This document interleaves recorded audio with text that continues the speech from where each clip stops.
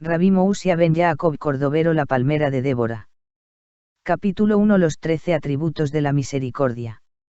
El hombre tiene el deber de imitar a su Creador, pues fue hecho a su imagen y semejanza según el secreto de la suprema forma. Y la imagen y semejanza con el Supremo consiste ante todo en los hechos, pues si la semejanza humana se limita a la apariencia corporal y prescinde de los hechos, ultraja a la suprema forma. Por ello, del hombre que se asemeja a la forma solo en el cuerpo está dicho, sus hechos son despreciados por la hermosa forma. ¿Qué valor puede tener un hombre parecido a la suprema forma en sus miembros corporales si sus hechos no guardan ninguna semejanza con los de su Creador? Así pues, lo propio del hombre es imitar los actos de la suprema corona, en la que están contenidos los 13 atributos más elevados de la misericordia, como lo indican los siguientes versos: ¿quién es semejante a Dios? ¿Acaso no soporta las iniquidades producidas por la transgresión del remanente de su heredad? Y sin embargo no retiene su ira para siempre, sino que en su misericordia tendrá de nuevo compasión de nosotros y sepultará nuestras iniquidades. Arrojarás a las profundidades del mar todos nuestros pecados, te mostrarás fiel con Jacob y misericordioso con Abraham, como juraste a nuestros padres en el pasado. Estos 13 atributos, que ahora expondremos, son propios del hombre. Primer atributo: ¿quién es semejante a Dios? Se refiere al santo, bendito sea, como a un rey paciente que soporta los ultrajes hasta un punto que sobrepasa la comprensión humana. En cuanto al alcance de su mirada, nada se escapa a su providencia. Sabe que el hombre nunca deja de existir porque jamás le faltan los flujos que le nutren y que recibe en virtud del poder divino. Así es, ningún hombre que ha pecado contra Dios ha dejado jamás de recibir la afluencia divina, que al ser vertida en él lo habilita para existir y le permite mover sus miembros. Aunque llegue a pecar, ese poder no se alejará de él, pues el santo, bendito sea, soporta el ultraje y le continúa autorizando a mover sus miembros, a pesar de que el hombre haya usado de ese poder perversamente ofendiendo al santo, bendito sea. Y el hombre no puede decir que Dios es incapaz de detener esa afluencia, pues está en poder de Dios consumir de inmediato la mano o el pie del pecador con solo pronunciar la palabra instante, como hizo con Jeroboam. Y estando en su poder detener el flujo divino, podría haber dicho: el que peca contra mí que lo haga bajo su propio poder, no según él.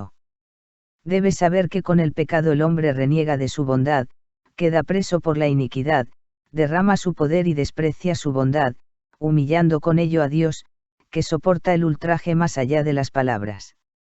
Por eso los ángeles, sus ministros, se refieren al santo, bendito sea, como a un rey paciente. Y este es el significado de las palabras del profeta: ¿quién es semejante a ti? Es decir, tú, Dios bueno y misericordioso, con poder para vengarte y castigarnos por nuestras faltas, eres sin embargo paciente y soportas el ultraje hasta que el hombre se arrepiente. Entiende que esta es una virtud que el hombre debiera hacer suya, a saber, ser paciente y soportar el ultraje, y no dejar nunca de hacer partícipes de su bondad a los que le ofenden. Segundo atributo: que soporta las iniquidades. Esta cualidad es aún más grandiosa que la anterior. Es sabido que un ángel es destruido cada vez que un hombre peca. Según enseñan nuestros doctores, cuando un hombre comete un pecado, adquiere para sí un fiscal que es presentado ante el santo, bendito sea, y Dios dice: aquel me lo hizo. Puesto que ninguna criatura puede existir sin el fluir del poder divino, ¿cómo podría existir el ángel destructor sin que él exista?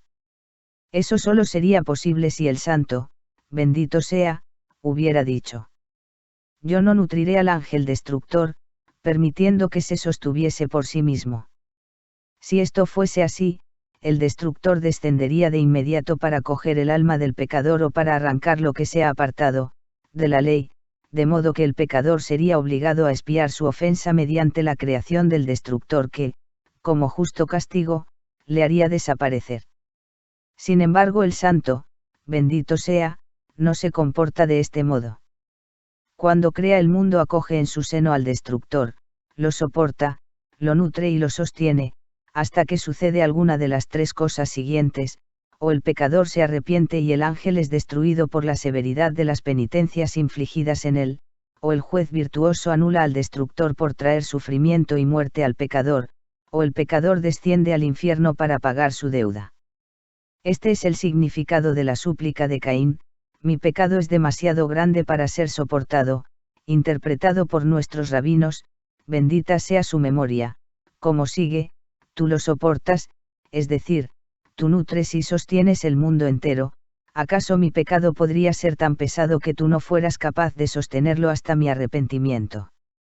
Es esta la mayor muestra de tolerancia divina, pues nutre y sostiene a la criatura que causa el mal para que el hombre aprenda de su error y sea capaz de alcanzar el arrepentimiento. De ello se deduce que todo hombre debe aprender a soportar pacientemente el yugo por los males cometidos por su prójimo, aunque los males sigan existiendo, así como es soportado por su prójimo cuando peca hasta que el mal se endereza o desaparece para siempre. Tercer atributo: producidas por la transgresión.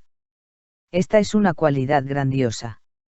El perdón del pecado no se concede a través de un delegado, sino a través de la mano del Santo, bendito sea. Por ello está escrito: en ti está el perdón que limpia el pecado, y, cuando el Señor habrá limpiado las inmundicias de las hijas de Sión, y derramaré sobre vosotros un agua limpia. Este es el significado de producidas por la transgresión: Él vierte un agua pura para limpiar el pecado. El hombre debe comportarse según esto. No debe decir: debo rectificar lo que otro ha pervertido, debo rectificar lo que ha resultado de su pecado, ya que los pecados del hombre son rectificados por el Santo, bendito sea, y no por un delegado. Él rectifica el pecado y limpia su mácula. A ello se debe la profunda vergüenza que causa el pecado, pues, al pecar, el rey se ve obligado a lavar vestimentas inmundas. Cuarto atributo: del remanente de su heredad. He aquí cómo se comporta el Santo, bendito sea, con respecto a Israel. Dios dice: ¿qué puedo hacer con Israel? Pues son parientes míos y estoy unido a ellos por un lazo carnal. Por eso la comunidad de Israel es concebida como la esposa del Santo, bendito sea. Él la llama mi hija, mi hermana, mi madre, tal y como han explicado nuestros rabinos, bendita sea su memoria. En otro lugar está escrito: Israel está ligado a él, por ello son sus hijos. Esta es la razón por la que el verso dice: del Seerit de su heredad, de Seer Basar, esto es, relación de carne, por ello son su heredad. Dios dice: ¿qué hago con ellos? Si los castigo yo sufriré su dolor.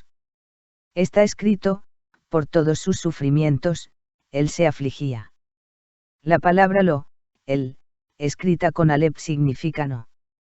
Los sufrimientos alcanzan a la maravilla más elevada, a los dos rostros en los que se concentra la providencia divina. Pero la palabra es leída con una baab, que significa él.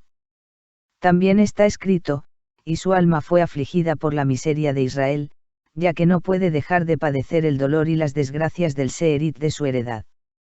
Esto debe ser observado en el trato con el prójimo. Todo Israel está emparentado, pues sus almas están unidas y en cada alma hay una porción de todas las demás. Esta es la razón por la que una multitud que cumple los preceptos divinos no puede ser comparada con unos pocos que los cumplen, pues la multitud posee la fuerza combinada. También se remiten a esto las explicaciones rabínicas que cuentan que los 10 primeros en llegar a la sinagoga reciben una recompensa igual que la recibida por aquellos que llegan más tarde, aunque los recién llegados sean un centenar. El número un centenar se dice literalmente, pues las almas de los 10 primeros están unidas a cada una de las demás, contándose 10 veces 10, de modo que cada uno de los 10 incluye un centenar de almas en su propia alma. Por esta misma razón, en Israel, cada uno es el garante de todos los demás, ya que cada uno es poseedor de una porción de los otros, y por ello, cuando un israelita peca, no solo perjudica su propia alma, sino que también daña la porción de las otras almas que hay en él. Y dado que todo israelita está relacionado con todos los demás, cada hombre debe desear el bienestar de su prójimo, debe mirar benévolamente la fortuna del mismo y el honor de su vecino debe ser tan estimado por él como el suyo propio, pues él y su vecino son uno. A esto se debe el mandamiento de amar al prójimo como a uno mismo. Todo hombre debe desear el bienestar de su prójimo, no debe hablar mal de él ni desearle ningún mal. Con este comportamiento imita al santo, bendito sea, que no desea ni nuestra desgracia ni nuestro sufrimiento, pues somos su heredad. Por ello ningún hombre debe desear ningún mal a su prójimo ni consentir que su vecino sufra o caiga en desgracia.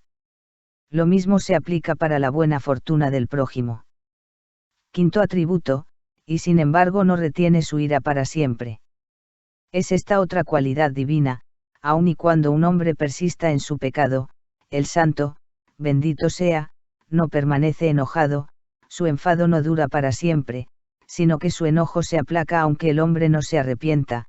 Así sucedió en los días de Jeroboam, hijo de Joas, cuando el santo, bendito sea, restableció los límites de Israel.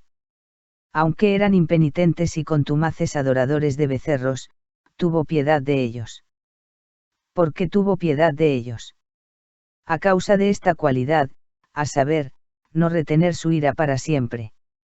Por el contrario, deja que su enfado pierda fuerza y, aunque el pecado persista, no castiga, sino que anhela compasivamente el arrepentimiento del hombre. Está escrito: no contendré para siempre mi ira, pues el santo, bendito sea, muestra hacia Israel severidad y ternura para su propio beneficio. Según esta cualidad debe proceder el hombre con respecto a su prójimo o respecto a sus propios hijos, esto es, soportar las consecuencias del pecado y no persistir en su enojo ni retener su ira para siempre. Esto se aplica incluso cuando la ira es admisible, por ejemplo, en el caso expuesto por los rabinos en el siguiente versículo: cuando vieres caído el asno de tu enemigo. Que ellos explican diciendo que esta enemistad se refiere a aquel hombre que ve a su vecino cometer un pecado sin que hayan más testigos, por lo que no es posible testificar contra él en el tribunal de justicia. En este caso le está permitido odiar al pecador por la ofensa que ha cometido, sin embargo la Torá dice: Atzobta atzobimmo.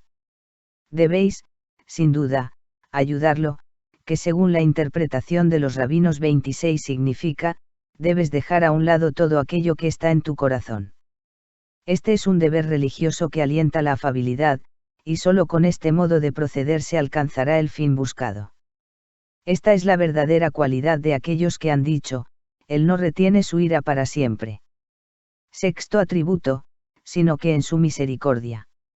Ya he explicado en otra parte la existencia de ángeles en el palacio celestial, cuya función consiste en recibir la bondad operada por el hombre, y cuando el atributo divino de justicia se alza contra Israel, estos ángeles dirigen de inmediato esa bondad hacia el santo, bendito sea, que muestra su misericordia hacia Israel, pues él se deleita en la misericordia tanto si los hombres son bondadosos los unos con los otros como si son culpables. Así fue en los tiempos de la destrucción del templo, cuando Gabriel dijo: métete por entre las ruedas, pues Gabriel es el príncipe de la justicia, y le fue concedido el permiso y el poder de justicia, es decir, el poder de soberanía, para meterse entre las ruedas, por debajo del querubín, y tomar el fuego del altar, a fin de que el juicio llegara a ser suficientemente fuerte sobre aquel que buscó destruir y exterminar el germen de Israel, por lo que merecía ser aniquilado. Pero está escrito: apareció entre los querubines la forma de la mano de un hombre por debajo de sus alas. Entonces el santo, bendito sea, le dijo a Gabriel: que sean bondadosos el uno con el otro para que, incluso cuando sean culpables, posean en ellos un remanente de bondad. De este modo se complace Dios en la misericordia, se complace en la misericordia de Israel y la recuerda cuando Israel es culpable. Por eso es conveniente que el hombre haga suya esta cualidad.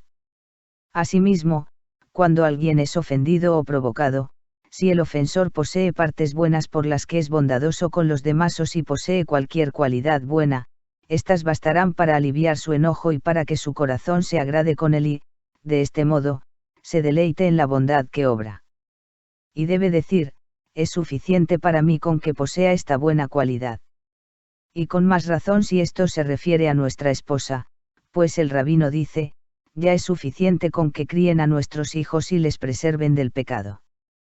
Y debe decir respecto a cualquier hombre: es suficiente para mí con que se haya mostrado bondadoso con otro hombre o con que posea esta buena cualidad. Y deleitarse así en la misericordia. Séptimo atributo: tendrá de nuevo compasión de nosotros. El santo, bendito sea, no se comporta como un ser humano. Es cierto que cuando se le acaba de provocar, no trata al ofensor del mismo modo que cuando se aplaca su ira.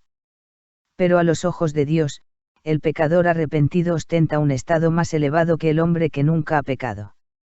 Este es el significado de la enseñanza rabínica cuando enseña las posturas del penitente, indicando que el absolutamente virtuoso no puede permanecer en pie.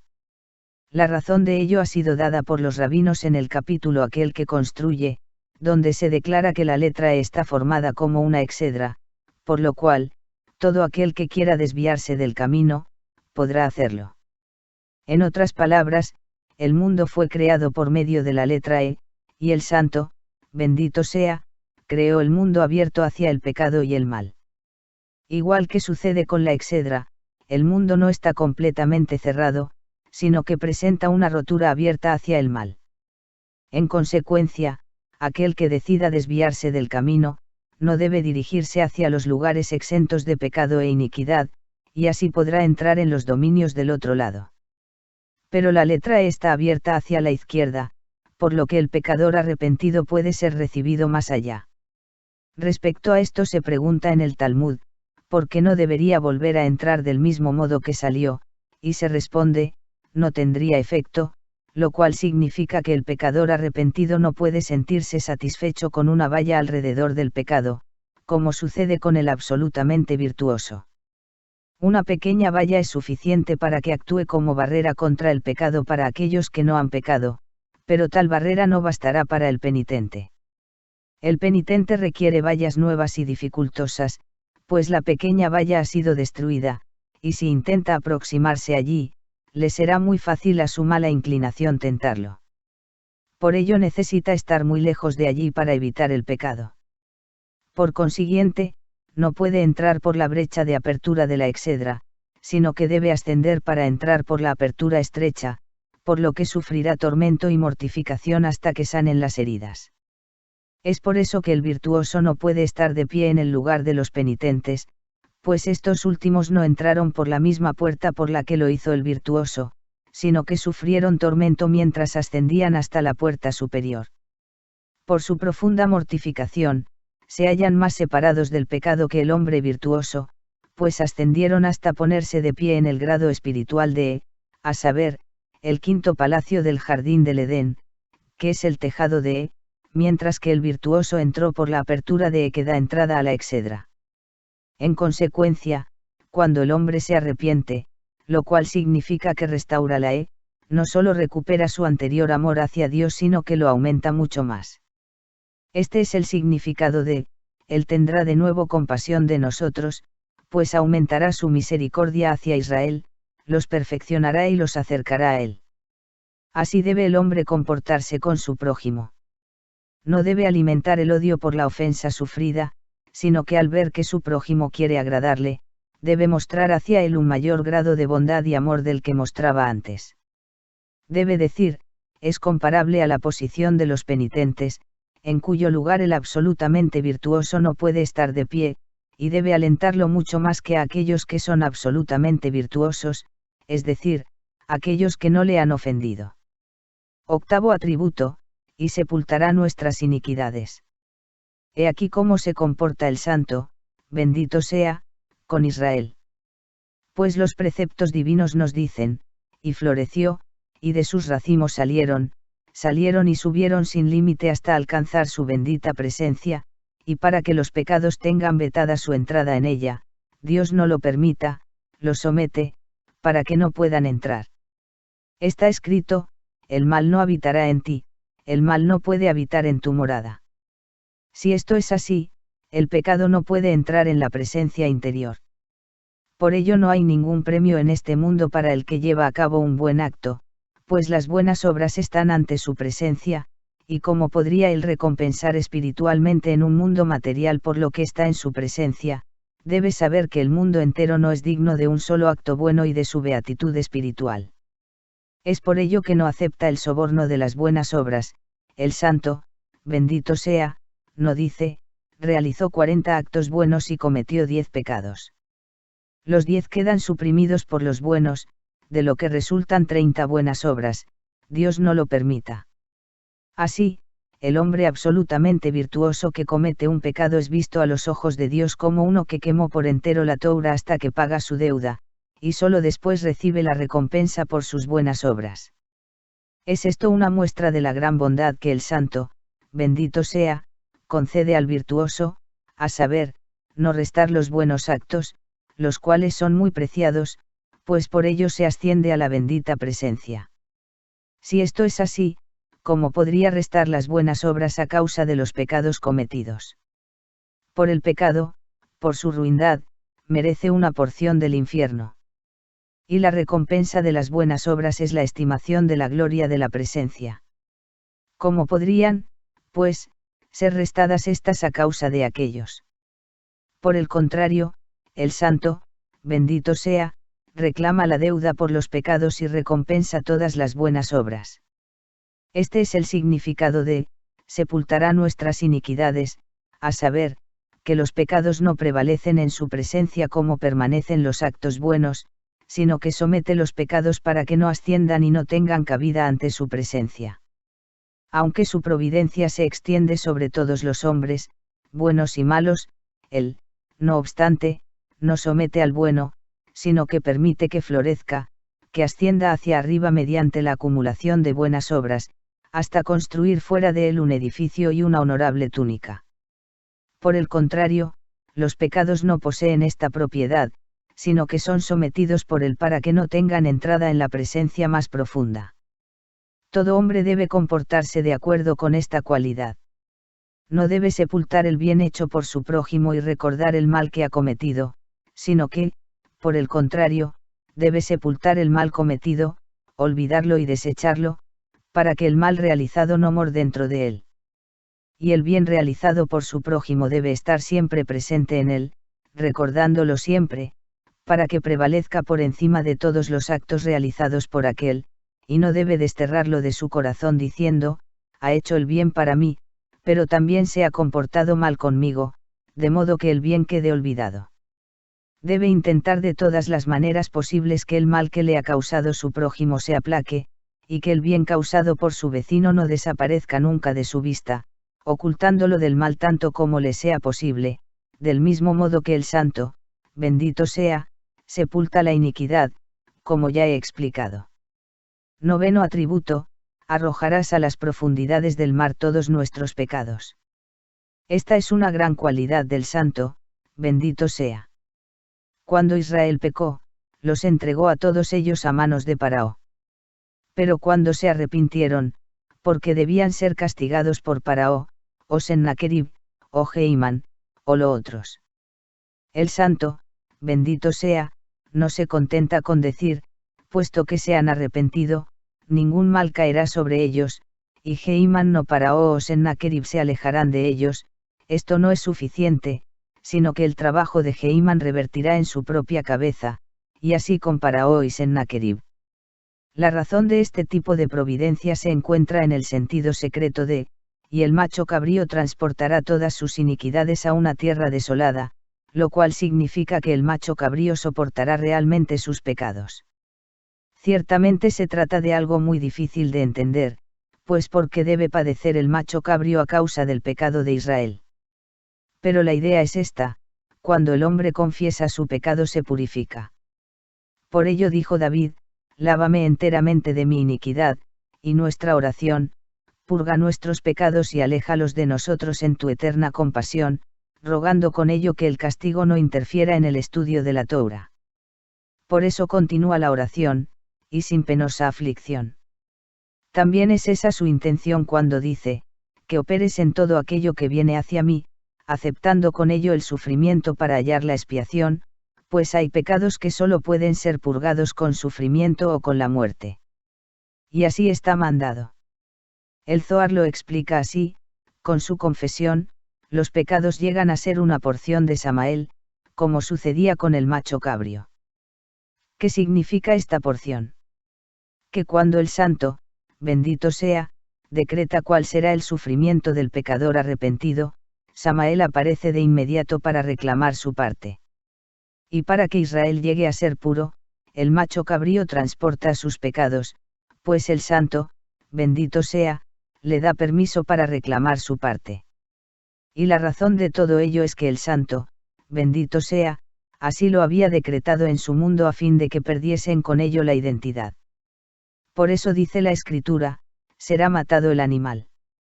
Lo mismo sucede con la piedra con la que se ordena apedrear al criminal y con la espada con la que se lleva a cabo una ejecución. Todos ellos deben ser enterrados para anular su existencia y su poder después de que la justicia ha sido aplicada. Del mismo modo debe ser entendido el secreto de la imagen de Nabucodonosor. Israel había sido librado a las manos del rey de Babilonia, su cabeza era de oro. Su cabeza fue castigada y fueron entregados a manos de los persas, que mostraban el pecho y los brazos de plata. Y así cada reino es destituido por otro reino, hasta llegar a los pies de la imagen, en parte de hierro y en parte de barro. ¿Es este un buen final? El santo, bendito sea, los fija provisionalmente arriba para someterlos a juicio. Está escrito, y dirigiré contra ellos mis flechas, y dirigiré contra ellos mis flechas, pero Israel no será herido. Por eso fueron hierro, arcilla, latón, plata y oro. Primero se escribe, que se consuma la imagen en su pies, toda la imagen debía ser anulada a excepción de los pies, cabeza, hombros y vientre debían ser aniquilados y su poder destruido. Y aún se dice al final, serán todos ellos rotos en pedazos, pues el santo, bendito sea, se ha propuesto resucitar a Samael y a la maldad provocada por su comportamiento para celebrar un juicio para ellos. Este es el significado de, arrojarás a las profundidades del mar todas nuestras iniquidades, es decir, lanzarás el poder del juicio para que caiga sobre aquellos que son descritos como las profundidades del mar, pues el malvado es como el mar agitado, que no tiene descanso y no arrastra sino lodo e inmundicias. Estos son los malvados que traen el juicio sobre Israel, su comportamiento revertirá sobre sus propias cabezas. Por ello, cuando Israel es castigado, el santo, bendito sea, se lamenta por lo sucedido y clama por su deshonor. Y no solo esto, sino que además añade, y cuando estaba tan solo un poco airado ellos siguieron actuando mal. El hombre debe comportarse de acuerdo con esta cualidad. Aunque su vecino sea aplastado por el sufrimiento a causa de sus pecados, no debe mostrar odio hacia él, pues después de haber sido deshonrado será como tu hermano, por lo que debe acoger a los que sufren y son castigados y tener misericordia de ellos. Por el contrario, debe preservarlos de sus enemigos y no decir, sus sufrimientos son la consecuencia de sus pecados, sino que debe tener compasión de ellos, según he explicado. 10º atributo, te mostrarás fiel a Jacob. Esta cualidad significa que el nombre de Israel posee una excelencia especial. Por ello las personas que no van más allá de la letra de la ley son llamadas Jacob, porque su conducta solo responde a la verdad. El santo, bendito sea, posee una cualidad de verdad que actúa estrictamente según la justicia y el rigor. Por ello, todo aquel que se comporta según la verdad del santo, bendito sea, es compasivo en verdad y justicia. Todo hombre debe comportarse en verdad y rectitud con su prójimo, sin pervertir la justicia, es decir, debe mostrarse compasivo con su prójimo, del mismo modo que el santo, bendito sea, se muestra compasivo con sus criaturas, a las que, siendo imperfectas, perfecciona según el atributo de la verdad. 11º atributo, y misericordioso con Abraham. Este atributo se refiere a los que van más allá de la letra de la ley, como hizo Abraham, nuestro padre. El santo, bendito sea, se comporta con ellos superando la letra de la ley. No invoca el poder de justicia ni el del juicio severo. Esta es la misericordia que mostró con Abraham, y el santo, bendito sea, se comporta del mismo modo con todos aquellos que actúan como lo hizo Abraham. Todo hombre debe hacer suya esta cualidad, a saber, aunque debe conducirse con rigor y justicia con todos los hombres, cuando se encuentra ante un hombre bueno y santo debe ir más allá de la letra de la ley. Si es paciente con los demás hombres, con los hombres santos debe mostrarse extremadamente paciente y compasivo, y aunque con los demás hombres se comporte según la letra de la ley, con ellos debe ir más allá de ella. Los hombres santos deben ser especialmente importantes para él, deben ser extremadamente queridos por él y debe tenerlos como amigos. 12º atributo, como juraste a nuestros padres. El santo, bendito sea, es misericordioso incluso con los indignos. La Guemará interpreta el versículo, y haré merced a quien me plazca y seré misericordioso con quien lo merezca, entendiendo que el santo, bendito sea, dice, este remanente es para los indignos, es decir, hay un remanente de misericordia para los indignos, los cuales reciben de manos del santo, bendito sea, una retribución no merecida. El santo, bendito sea, dice, aunque no posean el mérito de los padres, hice un juramento con los patriarcas. Por eso, porque son la semilla de los patriarcas a quienes juré, fidelidad y misericordia, recibirán su retribución aunque no sean dignos de ello. De ese modo debe comportarse el hombre. Cuando tropiece con el malvado no debe comportarse con él cruelmente, ni debe insultarlo, sino que debe tener misericordia de él diciendo, a pesar de todo son los hijos de Abraham, Isaac y Jacob. Aunque no sean dignos, sus padres eran hombres dignos y rectos.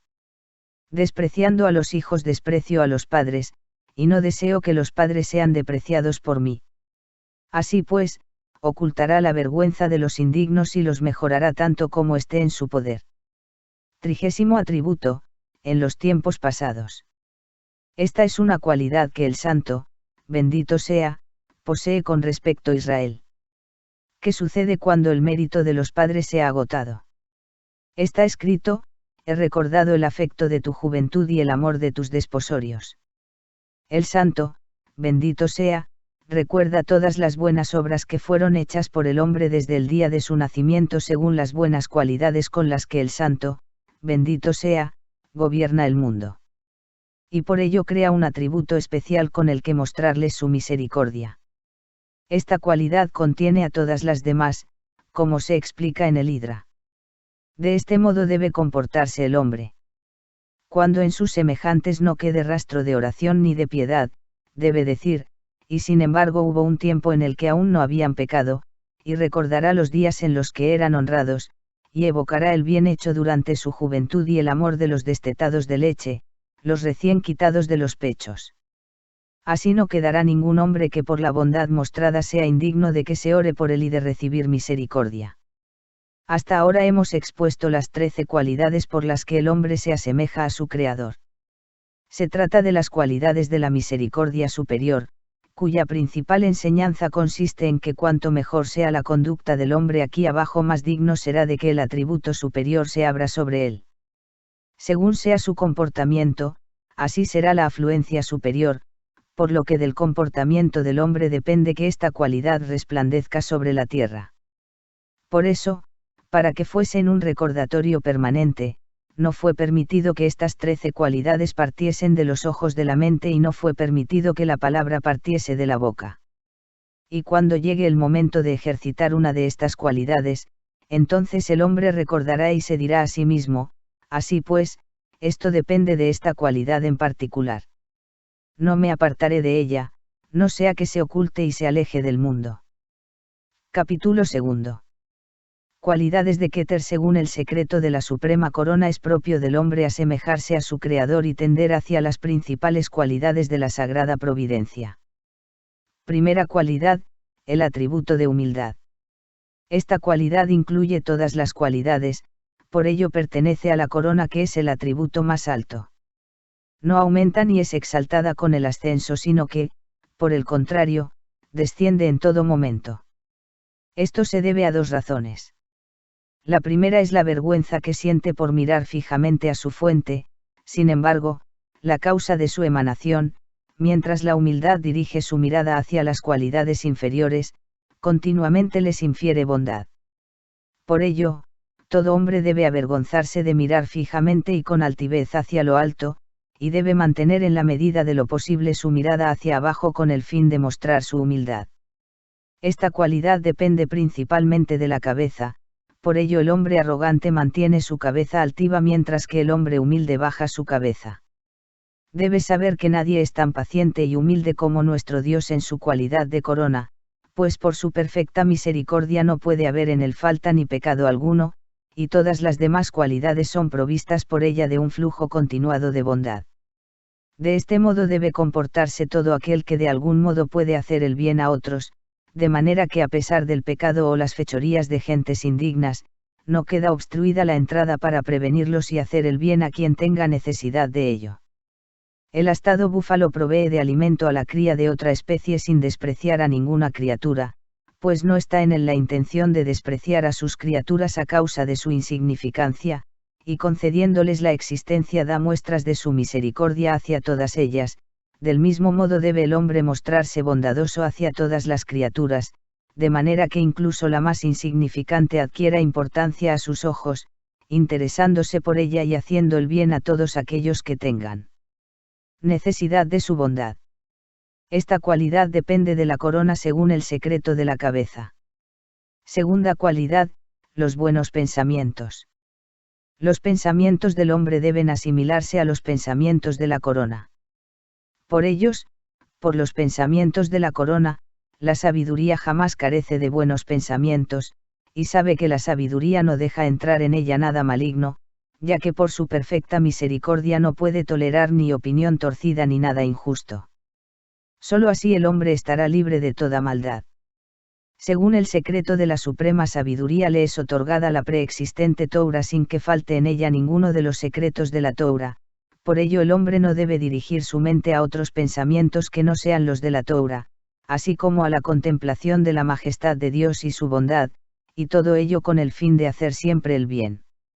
En resumen, nada extraño ni negativo debe estar presente en sus pensamientos. En este elevado estado se encontraban Rabí Simeón y su grupo.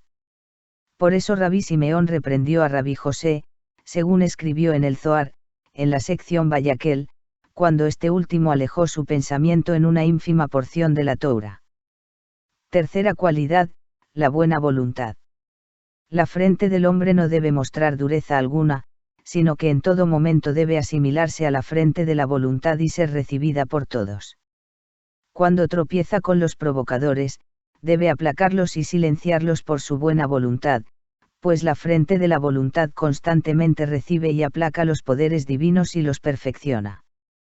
Por ello, todo hombre debe aplacar a aquellos en los que prevalece el enojo mediante su buena voluntad, y con el trazo de su gran sabiduría debilitar su enojo, que no hace sino traspasar los límites y causar el mal, Dios no lo permita. Debe comportarse como la suprema voluntad, que se beneficia de la maravillosa sabiduría procedente de la frente del anciano uno y es recibida por todas las criaturas. Además debe tener el poder de agradar a todas las criaturas, pues si su carácter es áspero en alguno de sus aspectos no logrará la total aceptación. Esta es la razón por la que se enseña en la Misná que aquel en cuyo espíritu se complace en sus compañeros, también en su espíritu encuentra complacencia el omnipresente.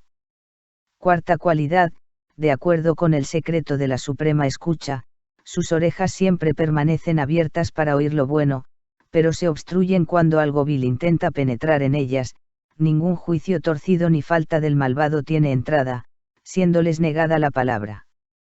Pues tan solo debe escuchar lo bueno y provechoso, y todas las cosas que causan enojo y lo hacen prevalecer no deben entrar jamás por el oído. Así como las palabras y el habla de la serpiente no tienen entrada en ella, tampoco se debe permitir la entrada de ninguna cosa vil en la oreja del hombre. Este es el significado de, tú no toleras los falsos testimonios ni nada vil, todo esto no puede tener entrada en su oreja, que tan solo debe escuchar cosas buenas. Quinta cualidad, sus ojos no deben contemplar ninguna cosa vil. No obstante, en la medida de lo posible, deben permanecer abiertos ante el sufrimiento para tener noticia de él y dar muestras de su misericordia a los que padecen. En ningún caso debe cerrar sus ojos ante los sufrimientos del pobre, pues el estado del pobre es debido a la cantidad de engaño que hay en él, y solo descubriéndolo podrá despertar la piedad del cielo y de los hombres sobre aquel. Sin embargo, debe alejarse de la contemplación de lo vil, pues el ojo supremo siempre dirige su mirada hacia lo bueno. Sexta cualidad, en cuanto a su nariz, no debe llegar hasta ella nada desagradable. Debe dar muestras en todo momento de un gran vigor, buena voluntad y gran paciencia hacia el indigno. Anhelar siempre el cumplimiento de los deseos de todos los hombres, atender todas las súplicas y alentar al que padece. De su nariz debe proceder el perdón del pecado y el indulto de la iniquidad.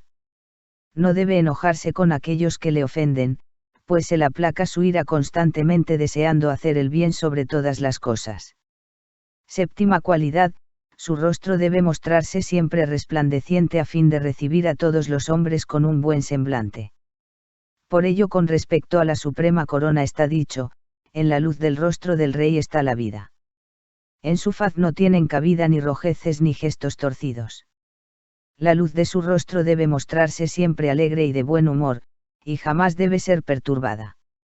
Octava cualidad, su boca solo debe proferir el bien, toda palabra pronunciada debe estar sujeta a la Torá y al cumplimiento del bien.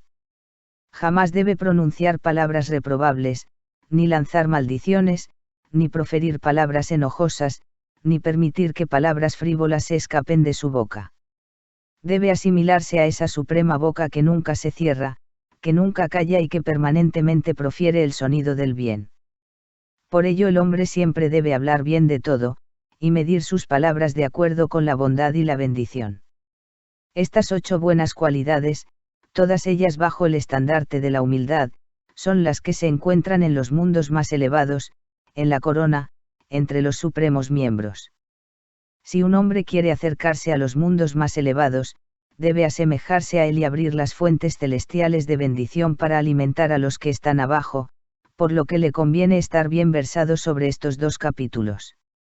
Ciertamente resulta imposible comportarse constantemente según la obediencia de estas cualidades, por ello existen otras cualidades en las que todo hombre debe estar bien versado, a saber, las cualidades más bajas del poder, como explicaremos más adelante. Pero cuando los poderes no ejercen su función porque los hombres no tienen necesidad de ellos, reina la corona, es el tiempo de la corona, y entonces es necesario recurrir a las cualidades mencionadas. Las otras cualidades, a pesar de que en su momento son requeridas para el servicio divino, no son reclamadas en este momento, es decir, el hombre no necesita acudir a las cualidades del rigor puesto que son anuladas por la luz de la corona.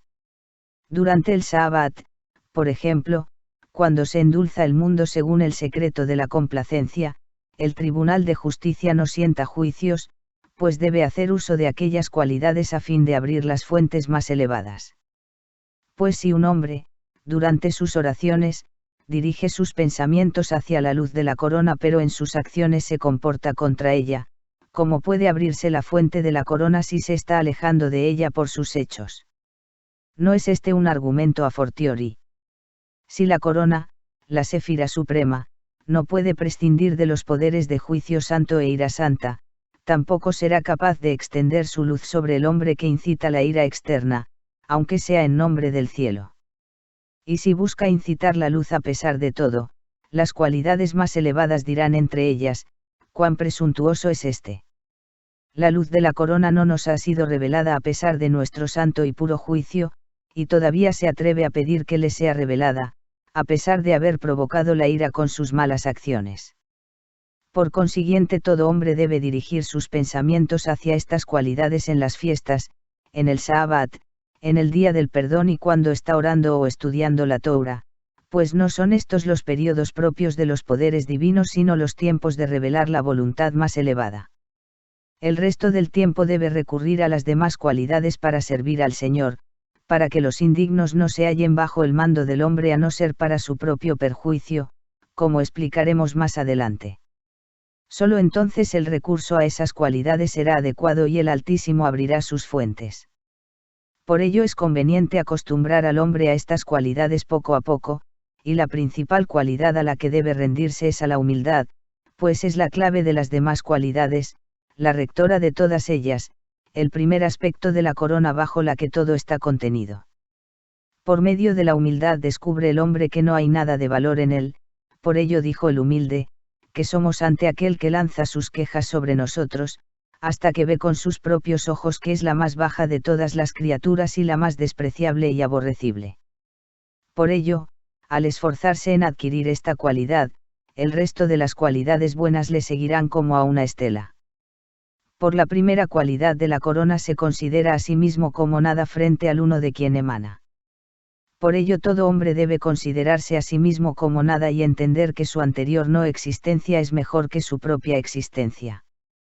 Como consecuencia de ello se comportará hacia aquellos que le ofenden como si éstos tuviesen razón y como si él fuera el malhechor. Y este será el medio de adquirir para sí las buenas cualidades. Ahora mostraré la manera por la que el hombre puede acostumbrarse a estas cosas poco a poco, de modo que pueda curarse de la enfermedad del orgullo y pueda traspasar las puertas de la humildad. El remedio se compone de un ungüento de 3 bálsamos. El primero consiste en huir de los honores en la medida de lo posible, a fin de impedir que tales honores alimenten su orgullo y su naturaleza halle satisfacción en ellos, cosa esta de difícil cura. El segundo consiste en amaestrar sus pensamientos y estimar sus propios méritos diciendo, ¿qué importa si los demás no saben cuán despreciable soy, si yo mismo desconozco en qué cosa soy despreciable, por su falta de conocimiento o por su falta de poder, sufre el oprobio del excremento tras la ingestión hasta llegar a ser despreciable ante sus propios ojos. El tercero consiste en reflexionar constantemente sobre sus propios pecados, persiguiendo la pureza a través del reproche y el sufrimiento, y diciendo, ¿qué importa padecer los mayores sufrimientos si no impiden que siga siendo un siervo de Dios? No hay nada mejor que poner una valla ante el insulto y el desprecio. Por ello recibirán de él toda su fuerza y no enfermarán, ni su alimento ni sus ropas serán mancilladas, ni tampoco su vida ni las vidas de sus hijos. Y según este designio dicen, porque debo afligirme para servir a Dios cubriéndome con vestimentas de saco y castigándome con flagelaciones, debilitando con ello mis fuerzas. Mejor es que sufra el insulto y el desprecio de los hombres a que mi fuerza se aleje y se debilite. De este modo, al recibir insultos se regocijará en ellos e incluso llegará a desearlos. De estos 3 ingredientes debe elaborarse el ungüento para el corazón, acostumbrándolo a él por todos los días de su vida. He encontrado aún otra medicina que también resulta adecuada, aunque no es tan vigorosa como la anterior. Consiste esta en que el hombre se habitúe a hacer 2 cosas, en primer lugar, honrar a todas las criaturas, pues en ellas está comprendida la excelencia de la naturaleza del Creador, que creó al hombre con sabiduría, y obrando así con todas las criaturas, la sabiduría del Creador está con él. Con esta actitud honra al Creador de todas las cosas, pues el más gran sabio se ocupó de ellas, si por el contrario, Dios no lo permita, las desprecia, el hombre menosprecia a su Creador. Esto puede compararse a un sabio artesano que modela con gran habilidad una vasija y se la muestra a los hombres, y uno de ellos se burla y habla a la ligera de él. Cuán enojado se sentirá el sabio al ver despreciado el trabajo de sus manos y, con ello, su propia sabiduría.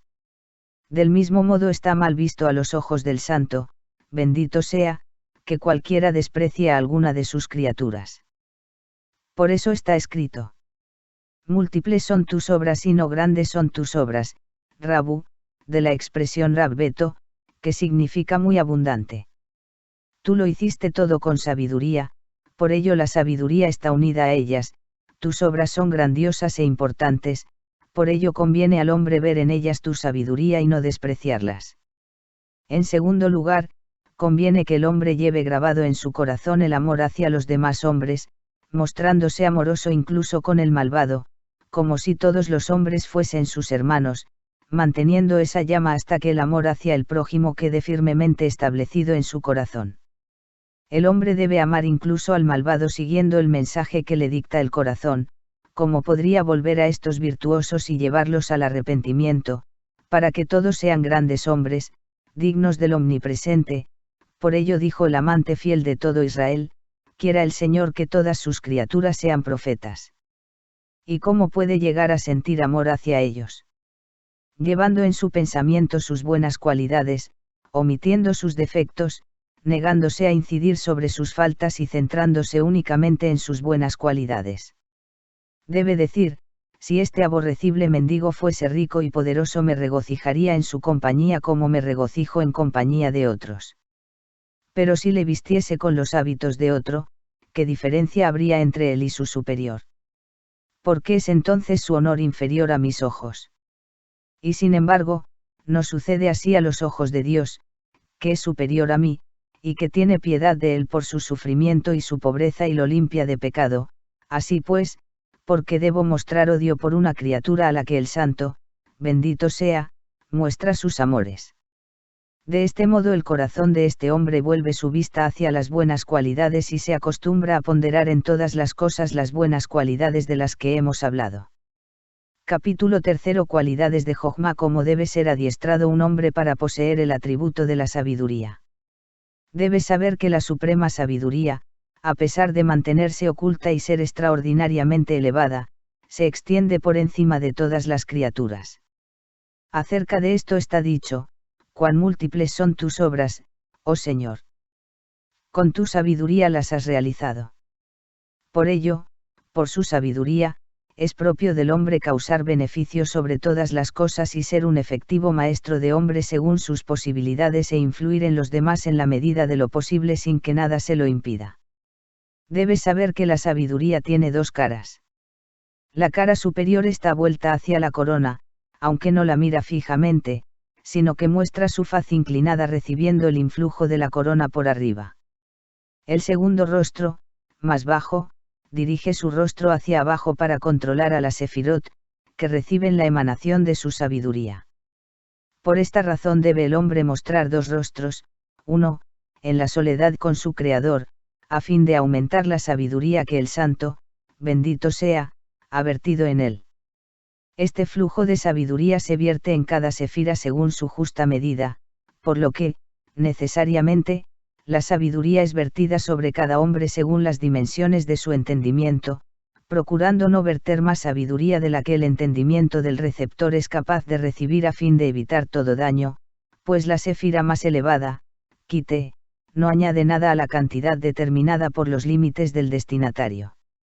Además, es propio de la sabiduría proveer de ella a todo lo que existe, pues es el pensamiento que contempla a todas las criaturas. Acerca de la sabiduría está dicho: mis pensamientos no son sus pensamientos. Y está escrito: mas permitió que siendo un desterrado no fuese un proscrito de Elso.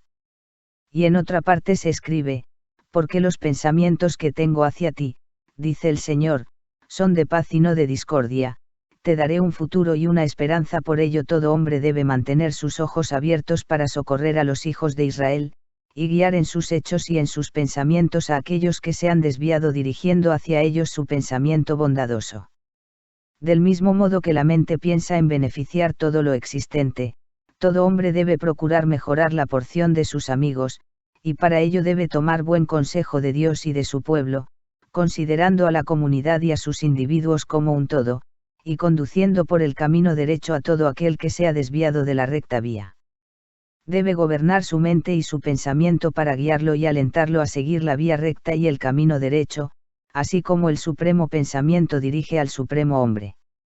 Por otra parte, la sabiduría preserva la vida de toda suerte de incidentes, por ello está escrito: la sabiduría preserva su vida del odio, o Mac, pues instruye la vida de los hombres del mundo entero, y a causa de ella todos los hombres poseen la vida en este mundo y en el mundo futuro, pues por ella son abastecidos de los medios necesarios para vivir. En efecto, la sabiduría concede la vida a todo aquello sobre lo que fluye. Además, la sabiduría es el Padre que creó todas las cosas. Está escrito: cuán numerosas son tus obras, oh Señor. En tu sabiduría has creado todas las cosas. 85, y todas ellas viven y existen a partir de esa fuente. Por ello es la sabiduría como un padre para todas las criaturas del Santo, bendito sea, y de Israel en particular, pues ellos son las almas santas que emanan de esa fuente. E Israel debe orar constantemente por la misericordia y la bendición del mundo, pues solo el Padre Supremo tiene misericordia de todas sus criaturas. Debe rezar constantemente por el alivio del sufrimiento como si aquellos que sufren fuesen sus propios hijos y como si hubiesen sido creados por ellos, pues esta es la voluntad del Santo, bendito sea. En este sentido dijo el pastor fiel, ¿acaso concebí yo a todos estos para que me digas, llévalos en tu seno? Así debe actuar todo el pueblo de Dios, como un padre ejerciendo de ama de cría con su lactante.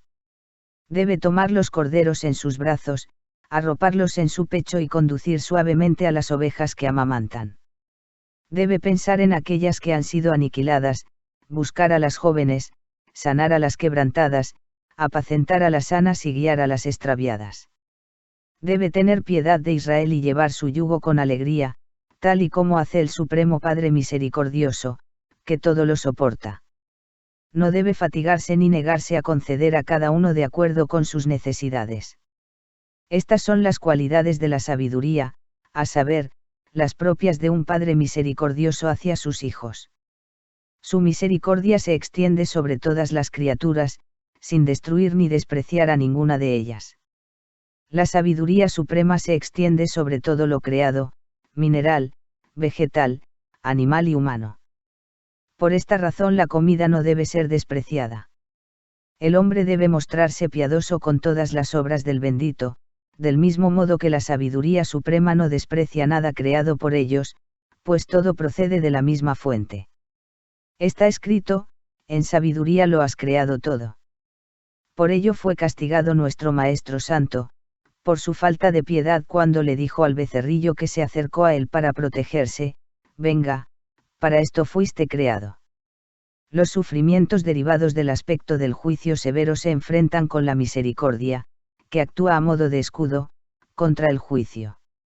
Y de cuando mostró piedad con la comadreja, se dice, y con la ternura de su misericordia da término a todas sus obras. Por ello se libró del juicio, porque se depositó en él la luz de la sabiduría y los sufrimientos le fueron mostrados. Por eso no debe ser despreciada ninguna cosa creada, pues todas ellas fueron creadas en sabiduría. No debe ser arrancada ninguna cosa que crezca a menos que sea necesario, ni se debe dar muerte a ningún ser viviente a menos que sea necesario. Y aun en caso de necesidad se debe escoger para ellos una muerte digna, valiéndose de un cuchillo que haya sido cuidadosamente examinado, debe mostrarse piedad hacia todas las cosas y no herirlas, pues todas ellas dependen de la sabiduría, a menos que se trate de hacerlas ascender a un grado más elevado, de vegetal a animal, y de animal a humano. En este caso está permitido desarraigar la planta y matar a la bestia, a fin de extraer lo meritorio de lo de mérito. Capítulo 4. Cualidades divina. ¿Cómo debe ser adiestrado un hombre para adquirir el atributo de la inteligencia? Esta cualidad se adquiere volviéndose hacia el perfecto arrepentimiento, sin que ninguna otra cosa le supere en importancia, pues por él se rectifican todas las faltas. Del mismo modo que es propio de la inteligencia endulzar todos los juicios y neutralizar su amargura, asimismo el hombre rectifica todas las faltas a través del arrepentimiento. Aquel que piensa en el arrepentimiento todos los días de su vida suscita que la suprema inteligencia le ilumine todos los días de su vida, y es incluido en la comprensión en la que consiste el arrepentimiento y todos los días de su vida será coronado según el secreto del supremo arrepentimiento. Advierte esto, el arrepentimiento contiene la raíz de todas las cosas conforme el secreto del jubileo. Y la raíz de las cosas del exterior, según el secreto del río Dinur incluido en el santo según el secreto de los poderes, se planta allí, se expande por todas partes y dice, la propagación de la ira del Señor. Pero según el secreto de, y el Señor olió el dulce aroma, hace regresar aquella expansión a su fuente para que los juicios sean endulzados y el Señor se arrepienta del mal deseado. De este modo, en el secreto de su arrepentimiento, el hombre ejecuta este mismo secreto. Por ello no debes decir que el arrepentimiento tan solo es bueno por la porción de santidad que hay en el hombre, sino también por la porción de maldad que es endulzada por la acción de esta cualidad. A pesar de ser conocida la maldad de Caín y de la serpiente, aún se le dijo, si haces el bien, erguirás la cabeza. No debes pensar que no hay en ti esperanza alguna por pertenecer al otro lado. Esto es falso. Debes saber que si obras bien puedes penetrar por ti mismo en el secreto del arrepentimiento, dirigirte por ti mismo hacia ese lugar según el secreto del bien que allí se encuentra arraigado. En la raíz de cada suprema amargura se encuentra la dulzura, por lo que por la vía de la raíz se puede alcanzar el bien. En consecuencia debe el hombre transformar sus hechos malos en buenos a fin de que sus pecados intencionados lleguen a ser buenos. Pues debes saber que los hechos cometidos por los pecadores son anhelados por el lado izquierdo. Pero cuando se vuelven al arrepentimiento perfecto esos hechos penetran en él y la cualidad arraiga sobre ellos. Aunque los delegados no son aniquilados por completo, llegan a ser más benevolentes por su arrugamiento en el santo. Por ello le fue dicho a Caín que estaba en su poder llegar a obrar bondadosamente.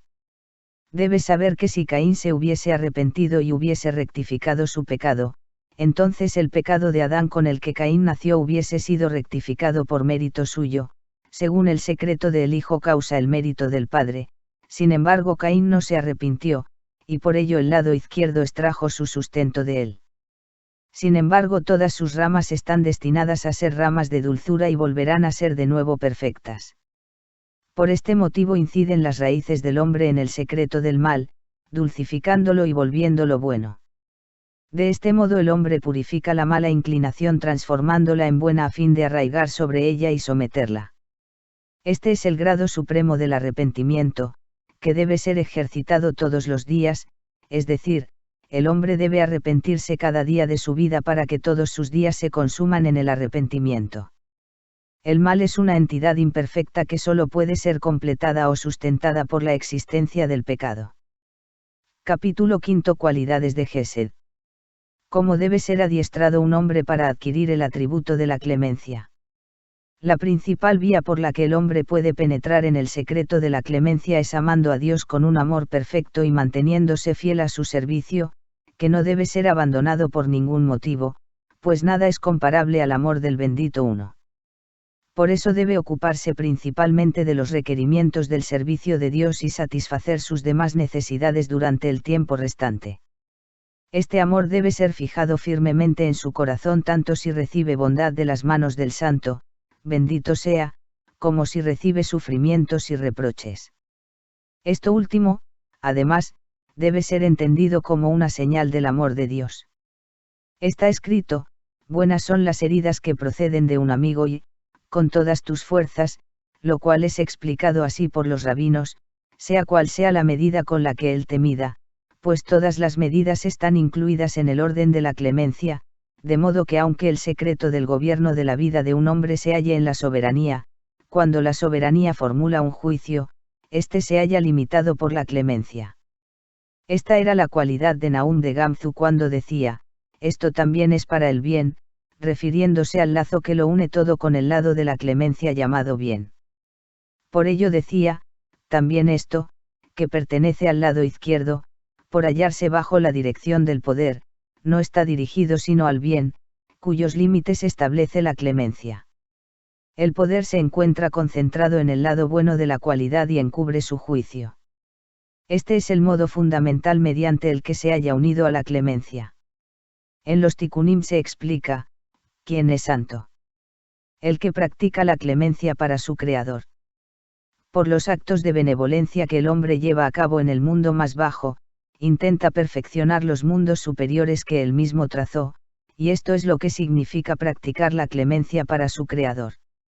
Por eso es necesario conocer los tipos de benevolencia practicados entre los hombres, para tener conocimiento de todo lo que debe hacer en nombre de su Creador en los mundos superiores, adquiriendo con ello el atributo de la clemencia. En nosotros se encuentran los siguientes tipos de benevolencia. Primero, cuando un hombre nace es necesario proveerle todo su alimento. Por eso debe el hombre tener en mente su propia preservación.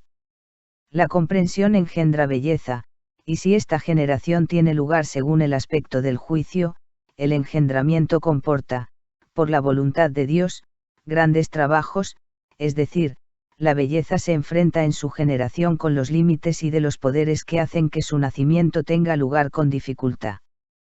Por ello es necesario para el hombre enderezar las cosas tanto como le sea posible a fin de que el nacimiento de la belleza tenga lugar en el orden de la derecha y el niño nazca limpio de mácula. Cuando decimos, y trae frente a nosotros la justicia como una luz, oh Dios santo, queremos decir que esa belleza, que es igual a la justicia, debe emerger hacia la luz, que está en el lado derecho, y entonces será santo y estará alejada de los poderes. Con esto se tiene la intención de ligarlo constantemente, por los actos que obra, a la clemencia, y llevarlo frente a la inteligencia por la vía de la clemencia a fin de que el niño nazca bien formado y con una fuerte vitalidad. De este modo todas las prohibiciones de la Torá se incluyen en esta, a saber, que los poderes no dirijan hacia arriba el poder del juicio severo para evitar que, Dios no lo permita, el nacimiento tenga lugar con dificultad. Segundo. La circuncisión del niño, esto es, cumplir las reglas de la circuncisión de manera apropiada a fin de circuncidar todo género de vaina y prepucio por los que se encuentra directamente ligado a la fundación. Y debe alejarse de todos aquellos que a causa del prepucio se apartan del arrepentimiento, mientras que por la circuncisión del prepucio del corazón se elimina el prepucio de la suprema virtud, de manera que puede mantenerse erguida y enderezar todas aquellas cosas que se torcieron a causa del prepucio. Por esta razón Fineas mereció el sacerdocio cuando circuncidó los prepucios de los israelitas, pues con ello obraba con bondad hacia su Creador según el secreto de la circuncisión, al circuncidar el prepucio de la fundación, y como premio a su acción fue merecedor de la bondad. De esto dependen el resto de las cualidades de la clemencia. En tercer lugar, visitar al enfermo y sanarlo, pues es sabido que la Siaquina está enferma de amor y aspira a la unión. Está escrito, porque estoy enferma de amor, y su sanación está en manos del hombre, pues solo él puede traerle la medicina que necesita. Está escrito, confortadme con pasas, sustentadme con manzanas.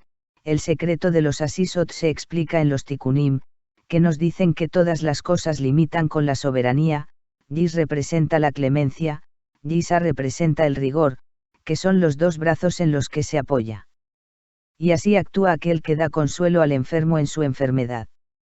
Por otra parte, sustentadme con manzanas, significa la unión entre la paciencia y la majestad, pues esta unión encuentra su apoyo en la clemencia cuando es blanca y roja como las manzanas, que muestran ambos colores.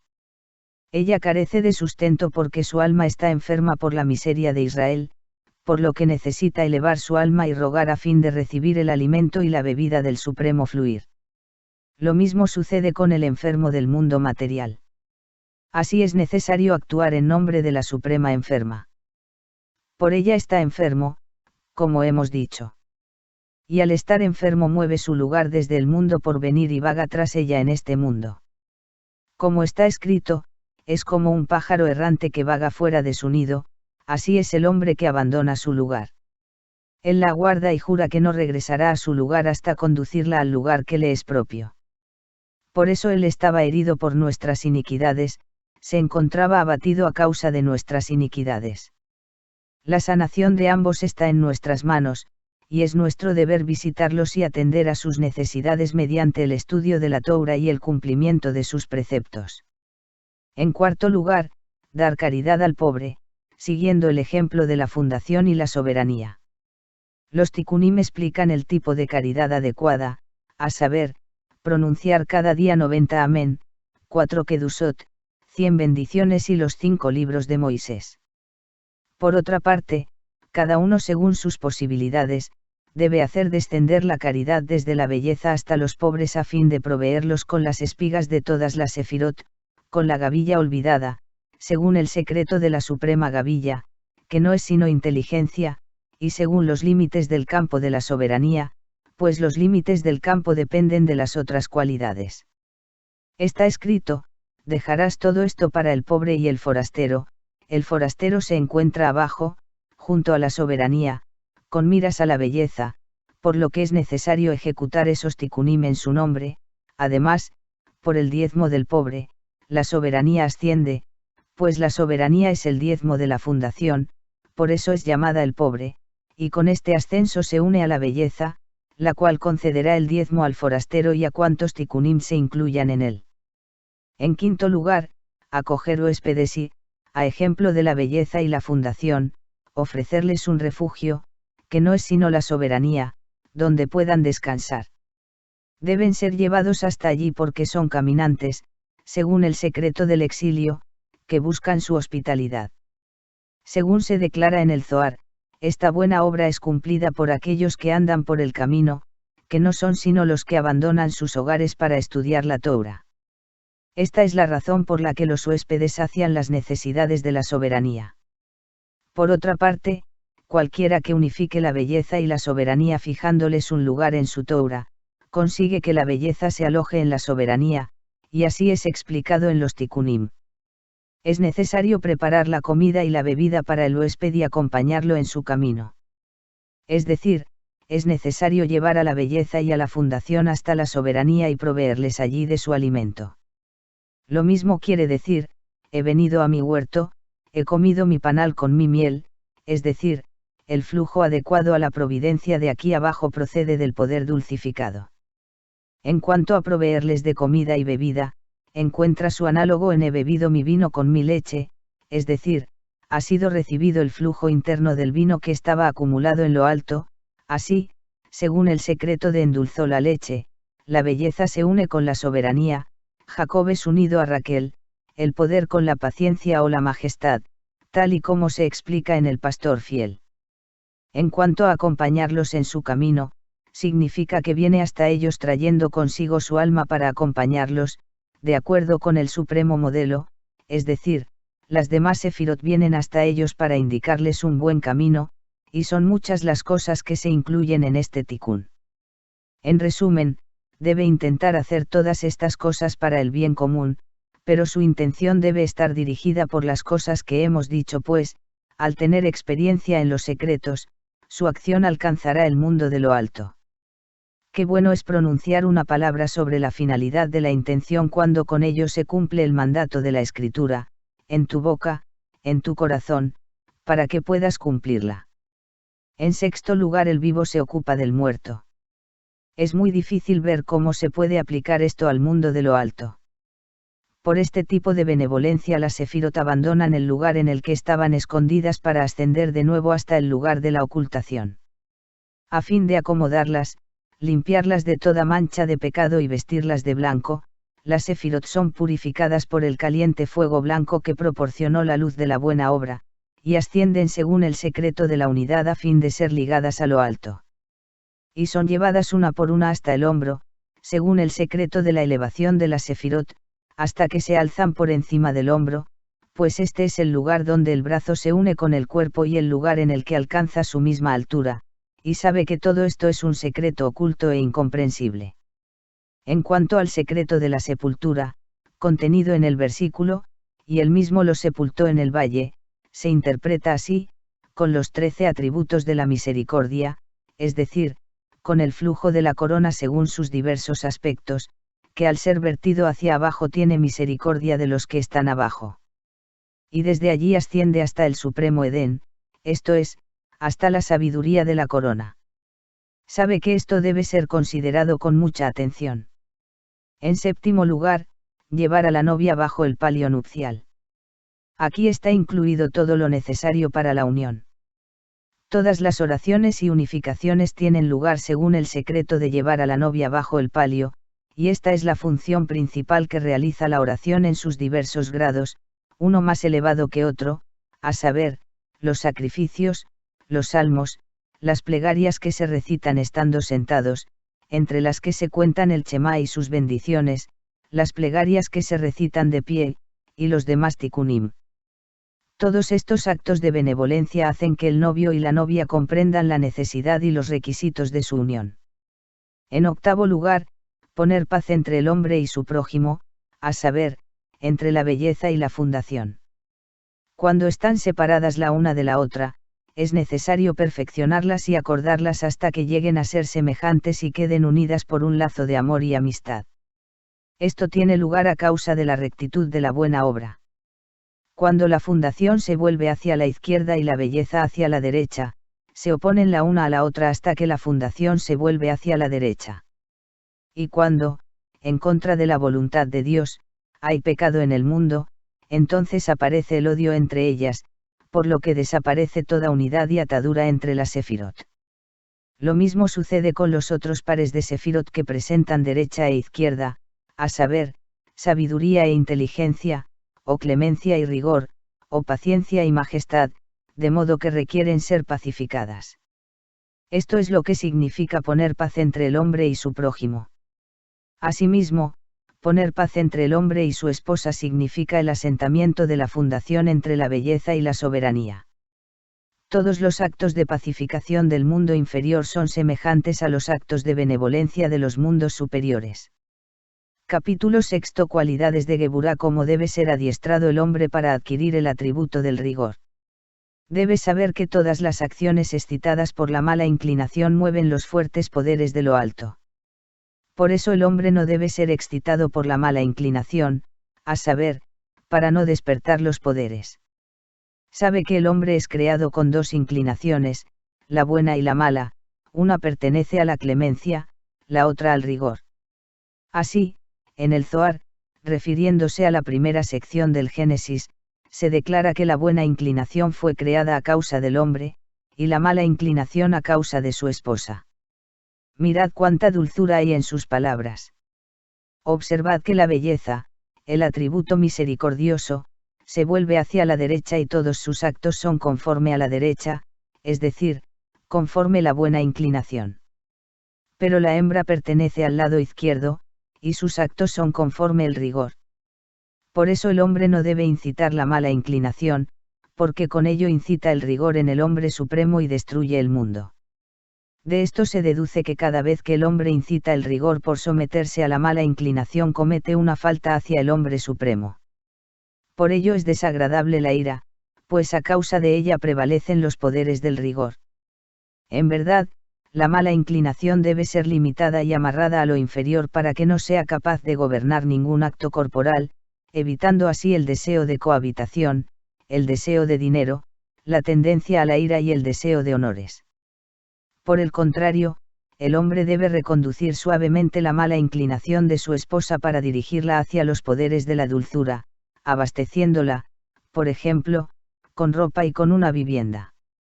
Y debe decir, al proveerla de ropas, adorno a la siaquina, pues la siaquina es ornada con la inteligencia, que es el poder en el que se incluyen todos los poderes endulzados por los diversos grados de la misericordia. Por ello todas las necesidades de la casa se cubren por medio de los tikunim de la siaquina, de modo que la siaquina es endulzada mediante la mala inclinación, que fue creada por voluntad del Creador sin otro propósito que éste. Por eso el hombre no debe sucumbir ante ningún tipo de placer propio de la mala inclinación, así, cuando su esposa aparece ante él con toda su belleza, su intención debe concentrarse en adornar la siaquina con los poderes buenos de la izquierda, de donde proceden las riquezas y los honores. Por esta razón debe dirigir su mala inclinación hacia la conquista de las riquezas y de los honores, pues con ello la izquierda tiende por sí misma a acercarse a ella según el secreto de, esté su brazo izquierdo debajo de mi cabeza, ya que la primera unión con la siaquina se da por la izquierda. Y, abráceme con su diestra, con la intención de endulzar todos estos tikunim con la buena inclinación a fin de que tenga lugar el verdadero tikún con ella, y ejecutar felizmente el mandato divino de la suprema unión. Así pues, todos los juicios son endulzados mediante la derecha y todos los tikunim son ejecutados por mediación de la derecha. Esto se aplica a todos los deseos derivados de la mala inclinación, por lo que todos ellos deben ser dirigidos hacia el beneficio de la esposa, la cual ha sido escogida por Dios en tanto que ayuda para lograr la unión, y después debe volverlos a todos hacia el servicio de Dios a fin de unirlos con la derecha. Capítulo 7. Cualidades de Tiferet. Cómo debe ser adiestrado un hombre para adquirir el atributo de la belleza. Sin duda la cualidad de la belleza se halla en el estudio de la Torá. Sin embargo, el hombre debe procurar no abandonarse al orgullo a causa de las palabras de la Torá, pues ello causaría un gran mal. En la medida que incrementa su orgullo, el atributo de la belleza, que es la Torá, se eleva y se aleja en lo alto, Dios no lo permita. Pero aquel que se humilla bajo las palabras de la Torá hace descender a la belleza para que vierta su influencia sobre lo que está debajo de ella. Debes saber que hay 4 sefirot y 3 cualidades que dependen de la belleza.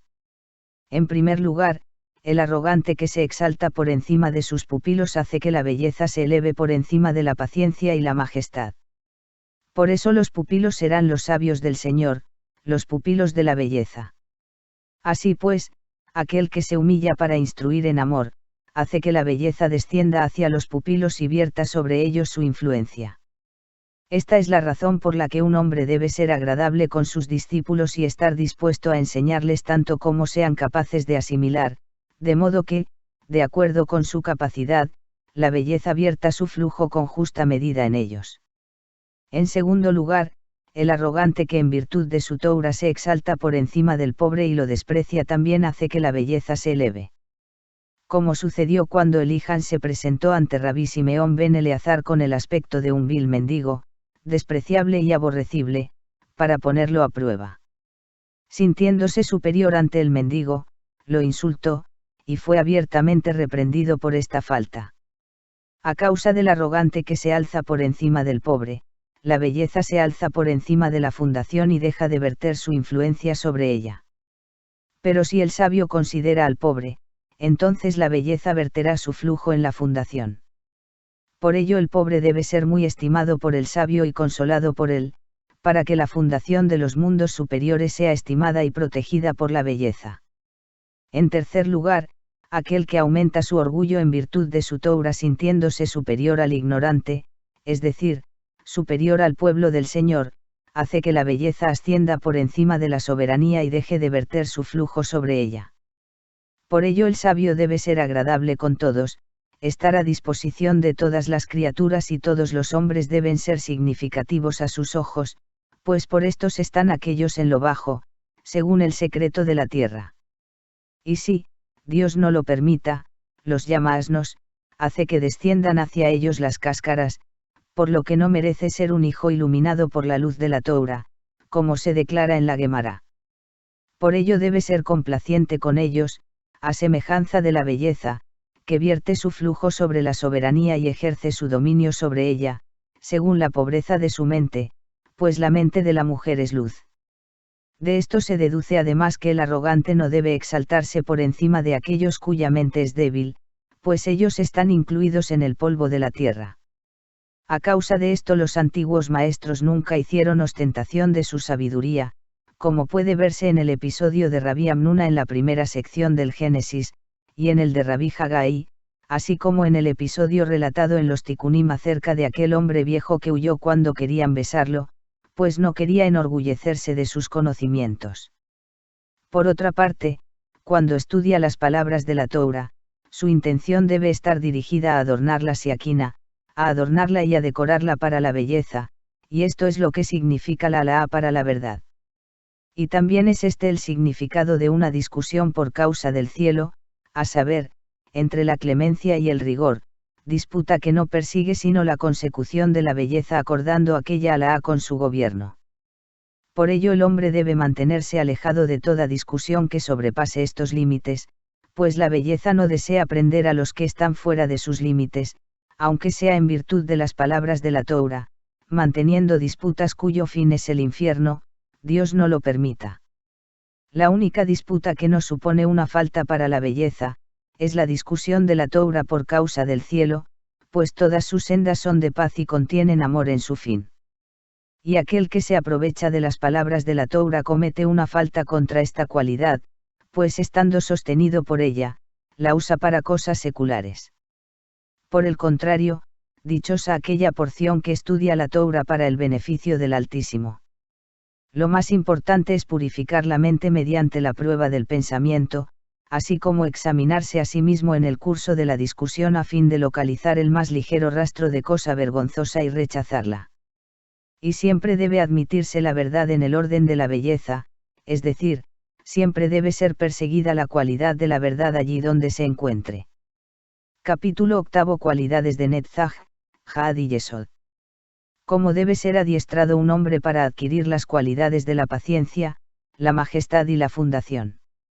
En cuanto a los tikkunim de la paciencia y la majestad, algunas de las cualidades son aplicadas a ambas, y otras a cada una por separado. Debes saber que ante todo es necesario ayudar a los estudiosos de la Torá apoyándoles con dinero o con obras, abasteciéndolos de las cosas que requieren para su trabajo, preparando su comida y cumpliendo todos sus deseos a fin de que no cesen en el estudio de la Torá. No se debe despreciar su instrucción y debilitar su estudio de la Torá, sino que, por el contrario, se les debe honrar y alabar sus buenas obras para alentarlos en su trabajo. Y se les debe proveer con libros con los que trabajar y disponer para ellos una casa de estudio. Toda la ayuda y el apoyo para quienes estudian la Torá dependen de estas cualidades. Cada persona debe hacer con este fin todo lo que esté en sus manos, sea poco o mucho. En resumen, todos los que hacen honor a la Torá y la fortalecen con su habla, con sus actos y con su riqueza, excitan a los corazones a comprometerse en el estudio de la Torá. Todos ellos son firmemente aferrados y arraigados en estas dos sefirot, y por ello se ha dicho, los que se aferran a ella y el que se aferra fuertemente a ella. Por otra parte, todo aquel que estudie la Torá debe estar dispuesto a aprender de todos los hombres, como está escrito, aprendí de todo aquel que me enseñó. La Torá no puede ser convenientemente estudiada a partir de un solo maestro. En consecuencia, todo discípulo debe alcanzar el mérito suficiente para llegar a ser un carro para la paciencia y la majestad, pues con ello su enseñanza es del Señor, y aquel que enseña la Torá alcanza el grado de la belleza. Así, cuando se sienta para estudiar, consigue que la belleza fluya sobre la paciencia y la majestad, y entonces se encuentra realmente en el grado que le corresponde. Cuando estudia la Biblia, que está a la derecha, mantiene una unión especial con la paciencia, y cuando estudia la Misná, que está a la izquierda, mantiene una especial unión con la majestad. Y la Guemará lo incluye todo, pues al relacionar las leyes de la Misná con la Biblia es un tikkun para ambas. Por otra parte, ¿cómo debe ser adiestrado un hombre para adquirir el atributo de la fundación? Todo hombre debe estar en guardia contra todo género de lenguaje que estimule pensamientos pecaminosos a fin de no ser visitado por una emisión seminal. Ni qué decir tiene que no debe hablar obscenamente, ni debe pronunciar palabras limpias si éstas dan lugar a pensamientos sexuales.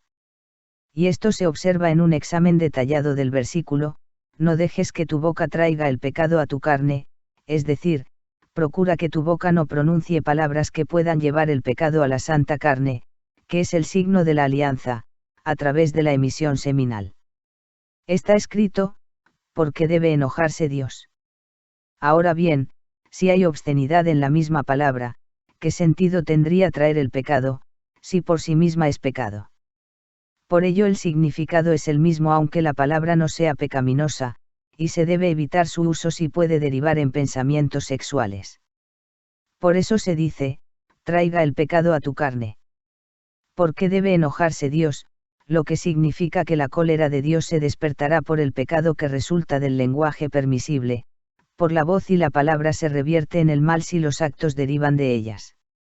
Así de importante es el cuidado que debe tenerse con los pensamientos sexuales, por su remisión a la señal de la alianza, que queda destruida por ellos. En efecto, el hombre debe guardarse de los pensamientos sexuales, pues la fundación es la señal del pacto del arco, y el arco del mundo superior solo es tensado para disparar flechas sobre el atributo de la soberanía, que es el blanco de sus flechas, y reserva el agua que dispara una suerte de flecha para engendrar ramas que den frutos. Ahora bien, así como el supremo arco solo se tensa si se encuentra dirigido hacia ese blanco, del mismo modo, el hombre no debe tensar su arco ni mantener su erección ante ninguna circunstancia a no ser por el propósito que le es propio, a saber, por su esposa cuando es pura, que es el tiempo de la unión, y solo en esta circunstancia, a fin de no cometer una falta sobre esta cualidad, Dios no lo permita. Así pues, el hombre debe tener mucho cuidado en no tensar el arco fuera de tiempo, y la principal precaución consiste en guardarse a sí mismo de los pensamientos sexuales. Capítulo 9. Cualidades de Malhut. Cómo debe ser adiestrado un hombre para adquirir el atributo de la soberanía. Ante todo no debe sentir orgullo en su corazón por todo lo que posee, sino que debe comportarse siempre como un mendigo, mostrándose ante su Creador como un pobre hombre que está suplicando la ofrenda. Aun y siendo un hombre adinerado debe comportarse de este modo, puesto que ninguna de sus posesiones está vinculada a él y, por su desamparo, requiere en todo momento la misericordia del cielo, pues todo lo que tiene es el pan que come, y por ello debe, en todo momento, humillar y afligir su corazón, y sobre todo en el tiempo de la oración, pues ésta constituye una extraordinaria ayuda. Al que muestra una actitud contraria se le dice, que se alce tu corazón y olvides, pues debe olvidar lo que pertenece al exterior. Este fue el comportamiento de David: estoy solo y afligido, pues todos los de su casa, que son para él. ¿Qué podrán hacer su esposa y sus hijos por él cuando sea juzgado ante el Creador o cuando parta su alma? ¿Acaso podrán acompañarlo más allá de su tumba? ¿Qué utilidad tienen para él a la entrada de la tumba y frente a ella?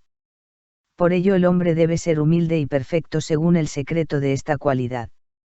Un segundo modo de adquirir la cualidad de la soberanía se explica en el Zohar y es también muy importante.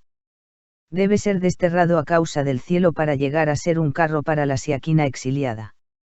Debe decir: he aquí que he sido desterrado, pero mis herramientas van conmigo, pues que sería del honor del Altísimo si la siaquina estuviera en el destierro sin sus utensilios, siendo esta carencia una consecuencia del destierro.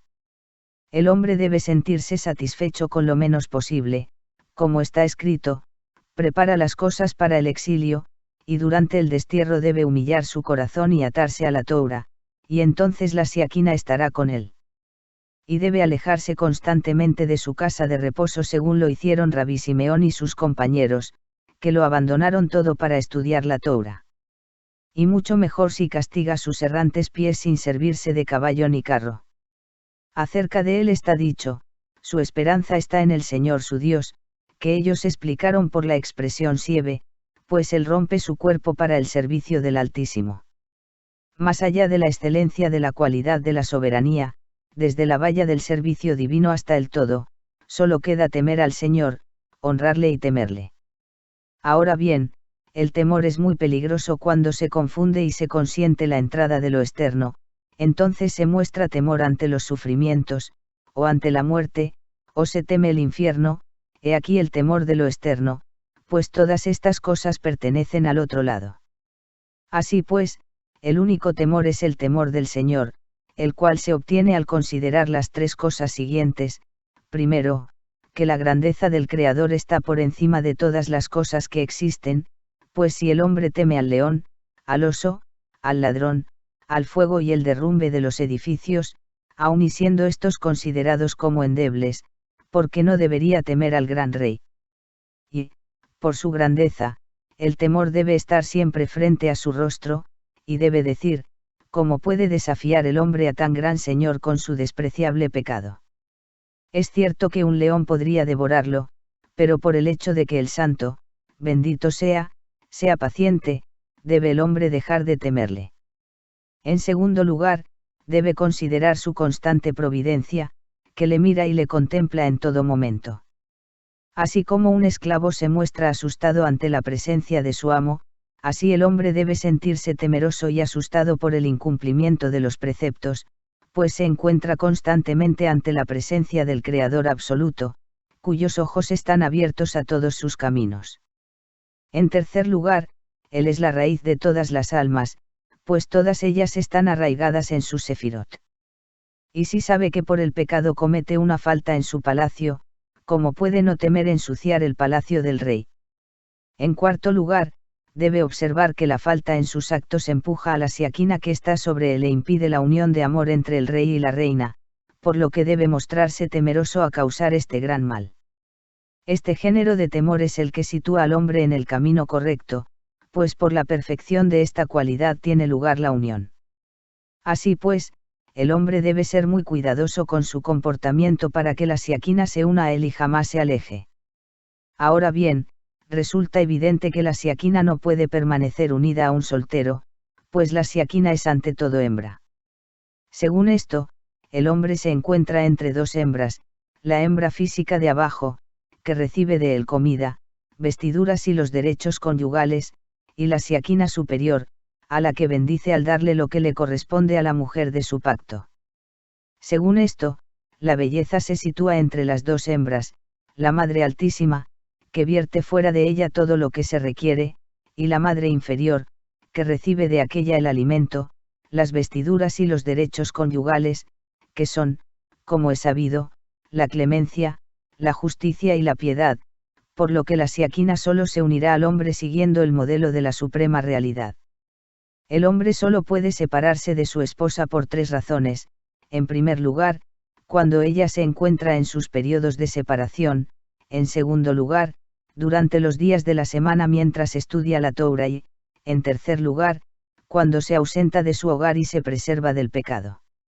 Durante estos periodos de separación, la Siaquina se une a él, se circunscribe a él y no se aleja de él, a fin de que no quede desamparado ni separado, y para que se mantenga siempre como corresponde al hombre perfecto, macho y hembra, por lo que, una vez que la Siaquina se le ha unido, y mientras dure el tiempo de separación, el hombre debe procurar que no se aleje de él.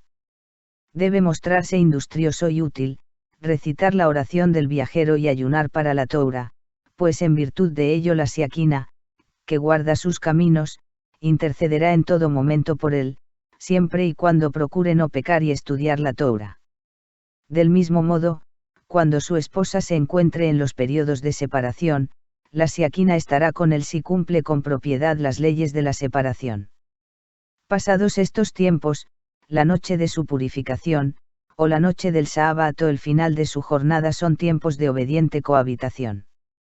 La Siaquina se encuentra arriba, constantemente abierta y presta a recibir las almas santas, y su estancia en ellas es semejante a la unión mantenida con la esposa, y en virtud de ello la Siaquina siempre estará sobre él. Así se explica en el Zohar, en la primera sección del Génesis. La unión con su esposa solo debe tener lugar cuando la Siaquina se encuentre en su lugar, a saber, entre los dos brazos. Sin embargo, durante un desastre público, cuando la Siaquina no se encuentra entre los dos brazos, está prohibido, tal y como se declara en los Tikkunim a Génesis. Él desea unirse a la hija del rey, y para que ella jamás se aleje de él, primero debe engalanarse a sí mismo con adornos y finas vestimentas, y estos son todos los Tikkunim de las cualidades mencionadas. Tras engalanarse, debe disponerse a recibirla mientras estudia la Torá y soporta el yugo de los preceptos, según el secreto de la unión perpetua. Inmediatamente después se casa con él y ya nunca más se aleja de él. Mas esto está condicionado a su pureza y a su santificación, por lo que solo si llega a ser puro y santo puede intentar cumplir para ella el deber de proveerle su alimento, sus vestiduras y los derechos conyugales, que son las tres cosas que un hombre está obligado a hacer para su esposa terrenal.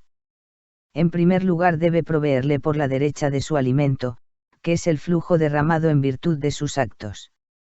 En segundo lugar, debe cubrirla de poder para que el otro lado no tenga ningún dominio sobre ella, es decir, debe eliminar todo indicio de mala inclinación mediante el cumplimiento de los preceptos, olvidándose del beneficio del cuerpo y evitando la esperanza de alcanzar, por ejemplo, honores ilusorios, pues en caso contrario la mala inclinación se instala en el mandamiento y ella huye y se avergüenza de él. Por eso debe cubrir la vergüenza, a saber, para esconderse de la mala inclinación y evitar su dominio. ¿Cómo debe hacer esto el hombre? Realizando todos sus actos por causa del cielo y sin el menor rastro de mala inclinación. Los tefilim y los tzitzit también son poderosos para escudarla, con el fin de que el otro lado no tenga ningún dominio sobre ella, por lo que debe habituarse a llevarlos. Finalmente, estableciendo la unión con la belleza mediante la lectura del Shema y el estudio de la Torá. Y sabe que cuando quiera establecer un tiempo para algún propósito, debe procurar que sea en el tiempo de la Siaquina, en el tiempo de la hija del rey, lo cual se indica en los Tikkunim. Capítulo 10. El árbol ascendente. R. Simeón nos dice que en el primer capítulo del Génesis se halla un magnífico consejo de la Torá, a saber, cómo conformar la suprema santidad del hombre para que jamás se aleje de la sefira superior. Para preservar esta unión el hombre debe comportarse de forma adecuada en cada momento, es decir, debe saber cuál es la séfira que gobierna en cada momento y ligarse a ella, y así, actuando según el atributo gobernante, ejecutará el tikún. El proceso empieza con la noche, cuando el hombre duerme en su cama. La fuerza gobernante en lo nocturno es el atributo de la soberanía, pero si el sueño es ininterrumpido es como la muerte, y entonces gobierna el árbol de la muerte. ¿Qué puede hacer el hombre para evitar este gobierno? Ante todo debe prepararse para la unión según el secreto de la santidad, es decir, según el secreto de la soberanía en su aspecto santo. Al acostarse en su cama, el hombre acepta con todo su corazón el yugo que lo somete al reino del cielo, y a medianoche debe levantarse, lavarse las manos y recitar una bendición para alejar el mal de su carne, evitando así el dominio de la corteza. Después estudiará la Toura para establecer un tikún con la siaquina, pues está escrito, te servirán de guía en tu camino, alejándote del otro lado, y velarán por ti cuando durmieres, y cuando despiertes te hablarán, y entonces ella se unirá a él. La forma de su alma ascenderá al jardín del Edén, donde la siaquina se deleita con la compañía del virtuoso, pues por él su voz es oída en todas partes. De este modo, todo aquel que duerme según el secreto de la vida suprema, se circunscribe a la vida, se une a la siaquina y se aleja de la muerte, pues según el secreto del jardín del Edén, la luz de la belleza que resplandece en el Edén sobre el rostro del virtuoso, resplandece también sobre el hombre que así actúa, tal y como está dicho en la sección Teruma. Al alba, debe estar presto a entrar en la sinagoga y unirse a los 3 patriarcas, y al entrar en la sinagoga debe decir, mas yo, fiado de tu inmensa clemencia, entro en tu morada, y así penetrará en el secreto de la belleza, pues el hombre, entrando en la sinagoga, encierra en él a la clemencia, al rigor y a la belleza, porque la sinagoga es el reino. Al recitar este versículo debe tener en su pensamiento a los 3 patriarcas, tu inmensa clemencia se refiere a Abraham, me prosterno ante tu santo templo, se refiere a Isaac, que al inclinarse se opone a la cualidad del juicio, inclinándose doblega todo su ser ante la cualidad del rigor, de modo que ésta es desplazada y se aleja de él, y en el transcurso de este alejamiento la cualidad recibe desde arriba el flujo de la misericordia divina que la dulcifica, en tu temor se refiere a Jacob, pues está escrito, cuán terrible es este lugar. Y de este modo los alcanza a los 3 por su pensamiento, por su palabra y por su acto. Por su pensamiento, porque esa es su intención, por su palabra al recitar el versículo, y por su acción al entrar en la sinagoga y prosternarse ante su templo. Está de pie en la sinagoga, abre su boca y sale de ella un torrente de oración y unión, y de este modo es abierta la fundación, la fuente del manantial, la fuente de la sinagoga. Con todo ello el hombre, por su virtuosa entrega a la oración, realiza un tikún con la siaquina. Cuando sale de la sinagoga alcanza el secreto de la Toura y se une a ella según el secreto de la cualidad del día, y se rige por ella durante el día entero hasta que llega el momento de la oración de la tarde, que es tiempo de unirse al rigor. Así pues, por la mañana se unió mediante la oración a la clemencia, durante el día se unió a la belleza mediante la Toura, y por la tarde se unió al rigor. Y todo esto según la cualidad del día, por eso fue a la sinagoga, para establecer la unión según el secreto del rigor, pues la unión con la clemencia ya había sido establecida.